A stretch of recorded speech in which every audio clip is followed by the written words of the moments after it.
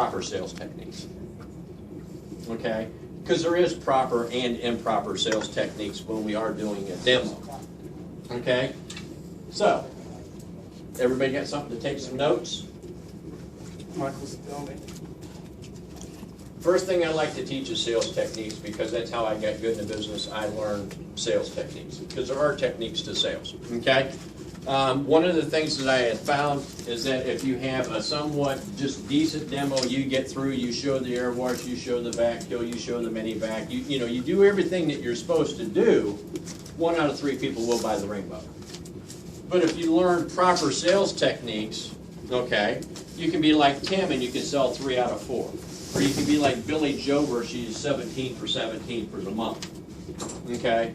See, that's what sales techniques will do for you. It will help you get that extra money. Okay? So the couple things that you have to really do is in a demo, now Steve, you're brand new, okay, so this would be a great person for me to start working with, because I know what new people do when they go out and they do a demo. They go out there and they show all the product and they tell them everything about it that they just learned in training. Would you agree? Now, what was the key word in there, right? They tell everything about it, okay? See, what we have to do is we have to take the information that you know about a Rainbow demo and turn it into a question form, okay? Now, you have to ask questions, what I'm saying. You've got to ask the customer the questions, okay? So yeah, and over the years I've had people, you know, just throughout my whole demo, they would count up how many times, Tim, I would ask a question. And I think at one time somebody told me I was asking over 120 questions throughout the demo. Okay? But that's how you're going to find out where your hot spot is with your customer. Okay? See, people buy the Rainbow for different reasons. Okay, some people buy it just because of the shampoo. Okay, because without the Rainbow, the shampoo is no good, would you agree? Some people buy it because we show them the Rainbow lung versus a bag type lung.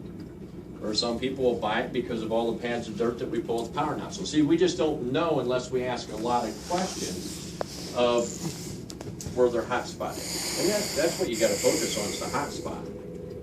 Okay, so learn to ask a lot of questions, which I'm going to do on the vac kill. That's what I want to do with the vac kill, is teach you some questions to ask today. Not so much do the vac kill, but make sure you get a repertoire of questions in there that will help you kill the vac. Okay, one of my first questions is anybody ever done a demo and not got their vacuum out? I did one Saturday because the vacuum cleaner was at the neighbor's house. The neighbor was gone, they couldn't go get it. Okay. All right, see, with that situation, if they don't have a vacuum there at the house, obviously you can't get it out. But how many people's ever asked them before, hey, can I look at your vacuum? And they're like, we don't want to really get it out. So we can't say it that way, is what I mean. Okay, see, because I used to make those mistakes, Amanda, and when I made those mistakes, guess what kind of income I made? Very little. Okay, so one of the first questions I asked when it come to transition into the vac kill was, I would ask the people, hey, let me ask you a question. Have you ever been educated on a vacuum cleaner before? Meaning, no matter where you're at in this country, there's a lot of colleges, universities, tech schools, whatever there is, correct? Or even in high school. Does any of them offer a course on vacuum cleaners?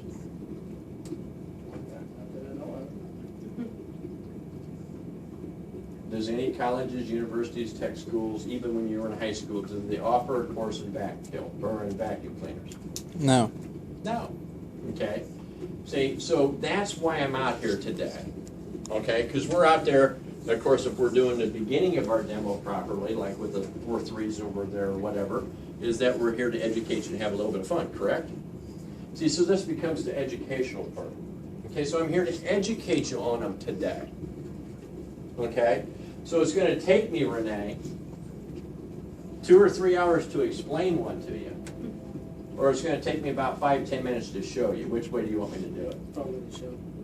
I promise you they get it out every time. Okay? Because I never wanted to take a chance after making a lot of the rookie mistakes rookies made, because I made them too, trust me. I learned never to take that chance again. I never tried to read ahead of the customer, oh, they'll get it out if I just ask them. So I just quit doing it, and I made that part of my demo. 2 or 3 hours to explain it, 5, 10 minutes show you which way you want me to do it, Amanda. Great, where do you keep it? Over here in the closet? And, you know, and you go and make that step, they'll go get it, okay? Now, that's the very first question. So when they get it out, what do we do when they get it out? It's dirty or. Put it on the box. Well, the first thing I do with it is, guess what, Roy? I have some more questions. Compliment it. Hey, I see you have here Abyssal. I hear they're pretty good. Now, first of all, I want to let you know, Tim, I'm not out here to pick on your vacuum cleaner or insult it or anything like that. See, because it doesn't matter who makes it, Bissell, Dirt Devil, Kirby, whoever. They're all made of the same 4 basic parts. There's an intake, there's a motor, there's the container with the filters, and then the exhaust, correct? But the questions I want to ask is, how long have you had this vacuum cleaner? That one was 6 months. 6 months? What kind did you have before this one? Another Bissell. All right, and how long did that one last you, Mike? 8 months. 8 months? And when you go get one, what do you usually spend for one? You know, 7,500, 150, 200? 80 to 100. 80 to 100. Okay, now think about the information I just gathered. Every 8 months, they're spending $80 on a new vacuum cleaner. Now, why do I want to know that? The closing. See, I'm closing already, would you agree? Absolutely. See, now I can come back with some answers when I do get to the close. See, again, rookie mistakes. People will wait till the very end and then ask these questions. Well, how many vacuum cleaners have you bought in the last 10 to 15 years? See, then the people will tend to lie. Would you agree? They shut down because at that point they know what you're trying to do. Okay? At this point they don't. Okay, so it's important to find out how much they're going to spend in a 10 to 15 year period on vacuum cleaners. And that's one way of doing it. How long have you had it? What kind did you have before this? And when you get one, what do you usually spend on one? Okay, now a lot of the times with the questions, the other thing to it is toss out alternative answers to them. Would you agree? Because if you don't toss out the alternative answers to them, guess what they do sometimes? Make stuff up. They just look at you and stare, like they don't answer you. But if you toss out an alternative choice answer, they'll pick one. Okay, now what else do I need to know about this vacuum cleaner, Shane? That will help me. How long do you use it? How often do you use it? It's a good one. Okay, but where I'm going to go with it next is I'm going to say, what was it that you liked about this particular model that got you to buy it? Affordability. I want to know what they like about it. Affordability, is that a good thing for me to know? Yes. See, because it helps me in closing again, correct? What would be another reason that they would like this? I can see the dirt. Loses section. Pardon? It never loses section. Never loses suction. Is that important for me to know, Renee? Yes. What else might they like about it? I can see the dirt. I can see the dirt. It makes lines in the carpet. Makes lines in the carpet, okay? Okay, we're all missing the most popular one. It's bagless. I don't have to change the bags. That's a popular answer. What else would be another popular one? I've had quite a few people tell me it's filterless. they get confused. Washable filter. They might like that. They don't have to buy one to replace it. They can just wash it. Is that important for me to know? Yes. Okay. Also down here it talks about the HEPA media filter, and some of them will say 99.997% allergens.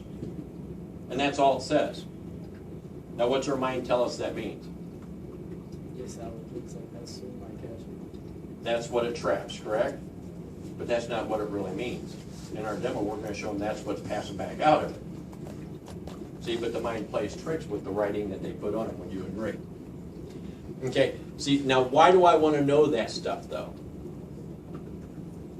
That tells me what to kill in my backfill. That tells me exactly what to kill in my backfill, the things they like.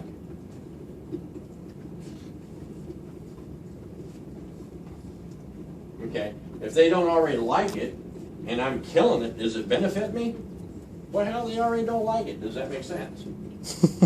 Okay? It's an easy one. But that's where I go next, though. Now tell me what you don't like about the vacuum cleaner. It's dirty on the outside. Dirty on the outside. Stuff blows up in the air when I'm changing, when I'm cleaning the back of this container. Stinks. The stuff blows back up when you dump the container. Biggest one is they smell. Correct? Now, why is it important to know that, Amanda? This stuff. That's unhealthy. Well, we're not going to kill it. We're going to show them now how the rainbow solved those problems. See, so the rainbow is going to take their dislikes and turn them into likes. And so that's what our mini vac and our power nozzle and all that stuff does, right? And then what they do like is where our vac kill is going to kill those features, and mini vac helps kill those features. So you got to know what to kill, and then you got to know what to show them when the rainbow, or what the rainbow solves their problem. See, this is learning their hot buttons. Kill what they like, rainbow solves what they dislike. Am I finding a hot button there then? You said that again. Find out what they like so you can kill it.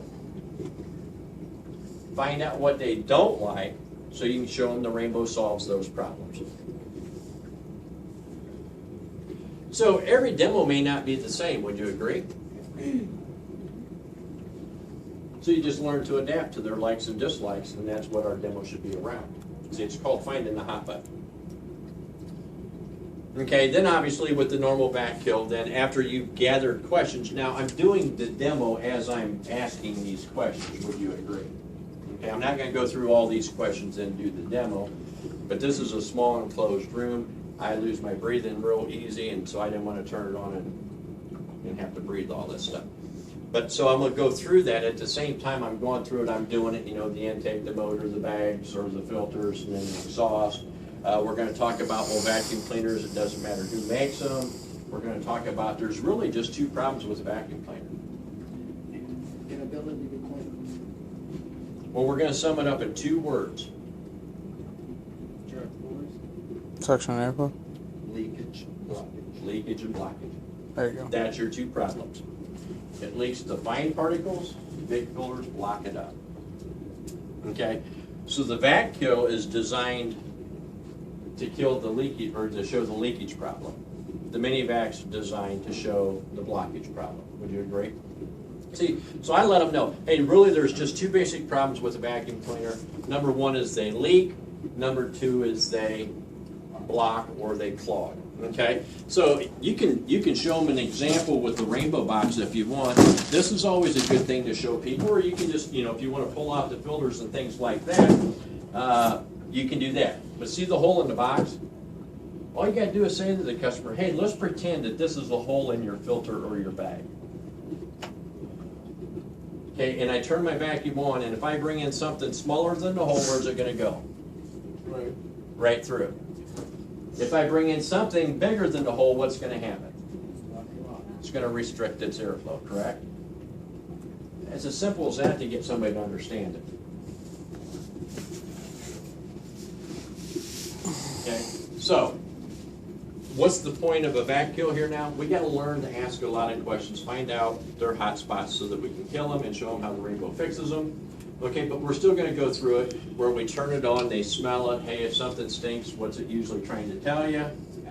That's bad for you, so you're still going to go through the sour milk or spoiled milk theory. Would you agree?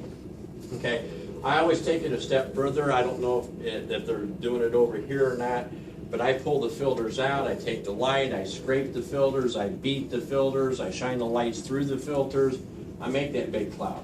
How many of you have had trouble finding dirt for your mini vac? The only time I've had trouble is when it's brand new carpet. You know how to solve that problem? When you take this filter out right here, and you're going to talk about the leakage and the blockage, and you got your light, and you're scraping it right over top of this container. Now, is it all gonna go in the container? Where's some of it gonna go? Carpet. Around the outside of it. Gives you a perfect setup for your mini vac. Now, is it okay to dump that container on the carpet? No, I would never do that. Really?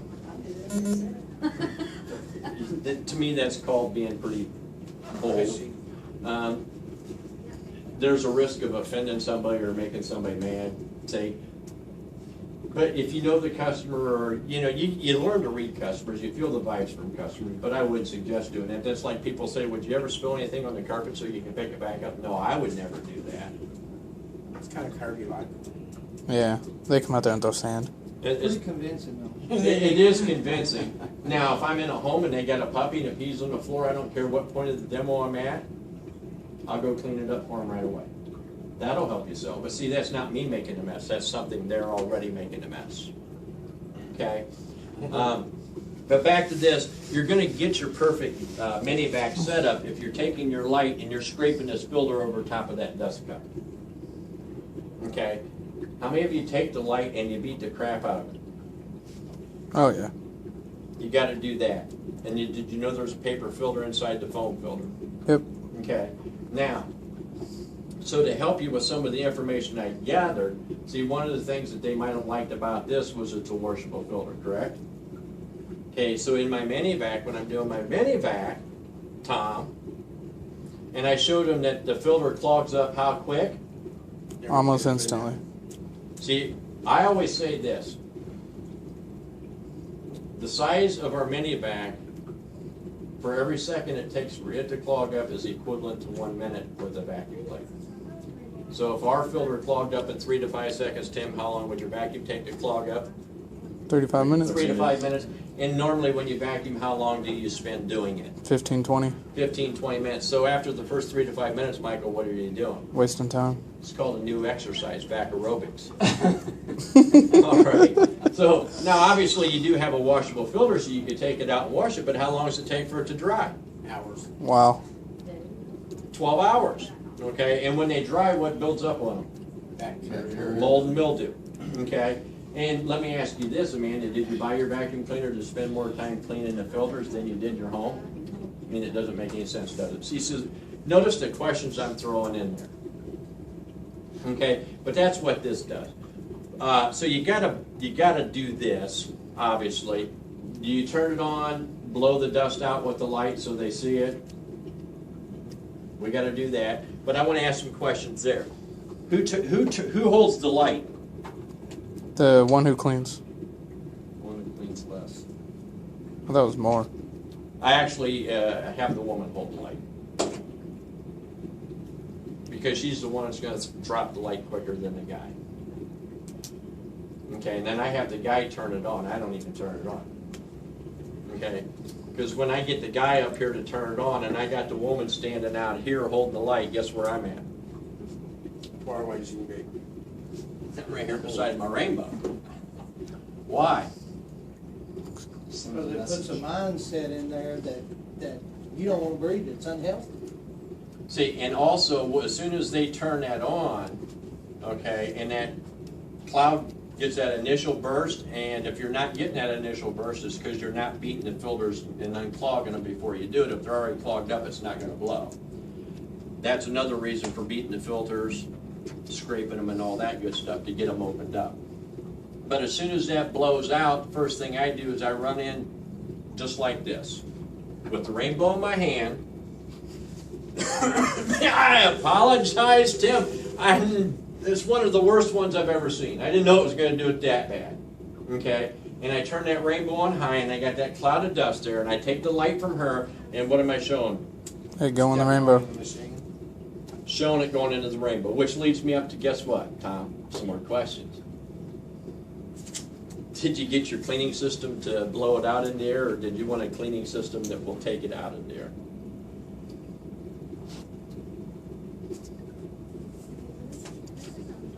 See, closing's not just at the end, closing's throughout the whole demo. See, so that will save you, okay, and that will help you. Man, did you get your vacuum cleaner to blow it out, or did you want something that would take it in? After what you just saw, Mike, what'd yours do with it? Oh, it blew it I everywhere. mean, it blew it everywhere, didn't it? Now, what's the rainbow doing with it? It's picking it up. It's taking it in. See, selling techniques, enthusiasm. Follow me there, Steve? Okay?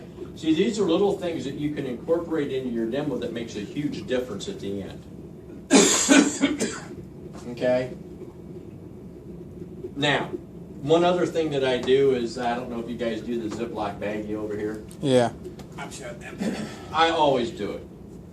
It's called like, you know, I can smack the vacuum cleaner around, I can kick it a little bit, I can get them to dislike it, you know, be mad at it. But see, what I really want to do is I want to kill it completely. Okay? And that's where the Ziploc baggie comes in. Now, who hasn't seen the Ziploc baggie? You got a baggie, James? Yeah. Okay. Because this, well, before I do this, a couple other things. One more set of questions. Now, do you have to do all of them? No. Find their hot button through your questions, though, and that's what you focus on. Here's one of the things I do once I have this out, too, is I'll walk right up to them, because I'm normally sitting on a demo, but in this case, I'd have to get up. And here's what I do. I'd say, hey, Steve, would you just take a deep breath of this in for me? You would? Why not? It's disgusting. Because it's disgusting, and we all know the stats. You know that one sewing thimble full has over 5 million living, growing pieces of bacteria and germs and whatnot, correct?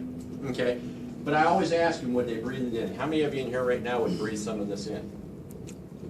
No way. But guess what?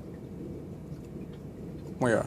What engineer in their right mind then that would take the air in your home that you and your family breathe in through this intake, due to the motor power, throw it into this container where it's filtered through this filth and blown back out to the exhaust where you're breathing it anyway?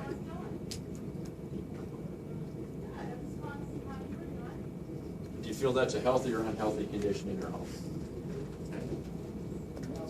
See, I always bring up that. What engineer in their right mind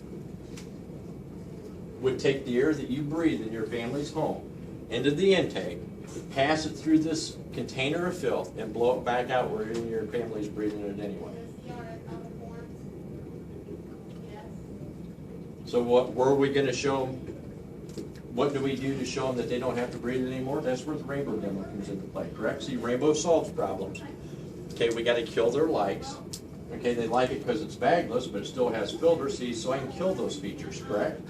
Okay, very last thing that I do, though, is because it's what transcends me from vac kill to mini vac, is I always ask them, hey, do you mind if I take a sample of your vacuum cleaner filth here? Because we take it back and we analyze it at our company. Okay, now I'm kind of telling a little white lie, correct? But what does people always say? Yes. Yeah, go ahead. Take it all. That's the right answer. They're like, take it all. So what's that tell you in your mind? It probably. They don't want it. They don't want it in their home, correct? See, so I put it in here, and here's what I would do. And this is honestly what I do in the home change. I say, hey, Tom, here you go. Would you take that, put it in your closet? And I toss it to them. What do they do with it? I don't want to go back down. Yeah, they don't want to pick it up. Okay? Would you take it, put it in your closet? And he said, what? No. No. All right. Then I might give it to the wife, and I'd say, hey, Amanda, would you put that on your TV and think of Ron, the crazy rainbow guy, every time you just watch the TV? Right? What would you do with it right now, Tom? Oh, trash, get it out. I mean, you would, wouldn't you? Uh, But see, let me ask you a question. How much of this filth can leak out? Not a whole lot. well, it's in The my answer, bag, the answer would be none, because there's no None. holes in this bag, correct? right? See? But if I poked a hole in it and I had it pointed right at you, and then I would tear a little corner off, open it up, pretend I'm gonna blow it in their face. Okay? What would you do, Amanda, if I took a deep breath and just blew into the bag? What would you do? Okay, and of course I would say to her husband, what would you do? You'd have the shotgun out from underneath the couch or the nunchucks, you know, pulling the back Jackie Chan on it. Correct? I'd be out the house, wouldn't I? Okay? But, see, Shane, that's where I'm blown into a bag with one little hole, and I can only blow for about 20 seconds. Okay? This has millions of holes in it that blows for the whole 20, 30 minutes that it's on. who should you actually throw out of your house? Me or this? I haven't heard. That's good. Guess what they always say? Vacuum. And then guess what I say when they say the vacuum, Michael? What? Go ahead. Said he'd throw it out, so I'd say, go ahead. They just stare at you. Think about it. If he takes it and puts it out in the garage or throws it outside, what'd they just put themselves in the market for? Vacuum. That works. Right? That tells you right there, man, you're pretty confident now if you do the right demo the rest of the way through, they're going to buy. Are you with me? Automatically puts them in the market for them. Which leads me into that transition, all right, because he throws it outside, see the transition's real easy. Now that you're in the market for a new cleaning system, Renee, when you go shopping for one, what are you going to look for? Suction or airflow? Section. And that's what most people say, correct? So what do you do if they just kind of stare at you, dumbfounded, like, do I really throw it away? You're in the wrong home. Well, you know, that's if they don't answer you. A lot of people at that point, with what you've just done, are already gonna be asking how much is it? And what Which would is you a good say? sign. Which is a good sign. Yeah, but see, now you have to know what to say. I would use the milk. The doctor told you to drink a gallon of milk a day, that you swing it. And that would usually say, how much is a gallon of milk? $2.50, $3. You want to really help increase your closing percentage? Absolutely. How much is it? Well, you know what? We found over a 10 to 15 year period that it's saving the average family over $10,000. Would you like to see how you can save $10,000? Let me show you everything else this machine will do. Say that again. We found over the years that Rainbow saves the average family over $10,000. So is that with saying the $3 example or without? 15-year I'm not even saying it. I'm not even saying the $3 a day. Okay, so See, you're the just- $3 a day really comes up during the mini bag. bag. Okay, but if at any point in my demo, because sometimes they'll even ask for in after air wash, correct? Yeah. And that's cool. How much is that? I'm glad you asked. Man, but can I tell them it's $2,489? Not yet. Heck no, you're not going to sell it. That's too quick, correct? And right here it might be too quick. See, I want to bring the $2,489 up at the right time without ticking them off or without avoiding that. See, so I've learned to answer that question. You know, they found that it saves the average family over $10,000. Would you like to learn how to see if you could save $10,000? We're gonna say yes. Let me show you everything else the machine will do, and I'll say, okay. See, it's giving me permission to move on. I didn't ignore his question, so I'm not going to make him upset. Okay, see, which brings me up to another thing here in sales techniques. When they ask you a question, how should you answer it? With a Ask question. another Always question. answer with a question. Would you agree? Yeah. Okay, so, and that's what I'm going to do is I'm going to kind of jump all the way to the end of the demo. Now we want to talk about closing a little bit. Hopefully some of these questions that you will ask or start to ask during your backhill, you're going to see a tremendous difference in how much better your demo goes because you're focusing on the right things. Okay, but let's jump to closing. When does closing start? Do you know? From the time you get the Start door. the demo. When you walk in, When you start the demo, when you walk in, you said, Time you enter that door, walk in the door. time you enter the door? Probably the time you log in. You know when I started demo? Yeah, I'll actually- when you got into your car to drive over there. on the phone, when you're sitting with them. I close it when Shane gives me Roy's name as a referral. I'm gonna start to close Roy right now because I'm gonna get all the information from Shane that I can about Roy. What's Roy do for a living? What's his wife's name? How many kids do they have? What's their kids' names? Do they have house pets? Oh, what kind of house pets do they got? See, I'm gonna, because I wanna know if I can close Roy. right? Jimmy says, ask the pet's name. Oh, that must be. Exactly.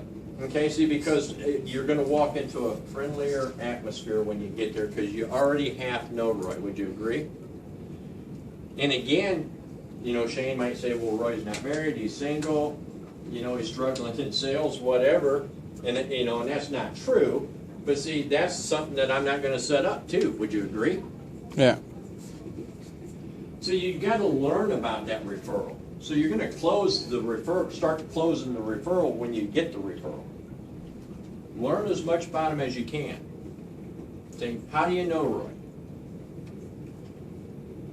Say, if you look at a recommendations for gift sheet, doesn't it say relationship? Which means, how do you know him? Job, I don't wanna know where he works, I wanna know what kind of work he does. That's why I said, what kind of work does Roy do? How long has he been doing that? What's his wife's name? Do you know what she does for a living? Great, what is that? How long has she been doing that? Do they have any kids? What's their names? How old are they? Do they have house pets? Gather all that information you can get. It only helps you. See, because if I have an appointment with Roy now, and I go to the appointment and I knock on the door, and his 13-year-old daughter named Lisa, let's say, answers the door, I can say, oh, hey, you must be Lisa, how you doing? Is your dad or mom home? How much warmer is that? And then you walk in the house and they have a dog named Sparky, because the dog always comes running too, correct? Well, hey Sparky, how you doing? And they hear that, what, you know what I mean? You're building that trust and that friendship and that bond a lot quicker. So you want to get the information of a referral when they give you the referral. Now, you don't do that during the demo. Right at the very end of your demo, you're completely done. They bought, they didn't buy, you recruited them, or you didn't recruit them. The very last thing I'm going to do now, I've already got the referrals, but that's just names. Now I'm going to spend more time getting all the information I can about the referrals. How important is that? Very. See, and too many times, when we get done with the demo and they didn't buy and we didn't recruit them and we got just the names, we're like, ah, screw it, I'm not gonna mess with getting the other information. Because we're upset that they didn't buy or we didn't recruit. How many of you has done that before? Didn't wanna waste your time getting the rest of the information because they didn't buy from you. And you couldn't recruit them. I think we'd all be lying if we said that. Exactly, because I'd be lying if I said I never have either, because I have. But I learned to change my way of thinking about that too, okay? See, because if I went to Shane's home and Shane didn't buy from, or Shane's giving me referrals, and let's just say he's giving me Bob and Rhonda Acres as a referral, okay? So, and that's the information I have, it's Bob and Rhonda. Okay, now he didn't buy from me.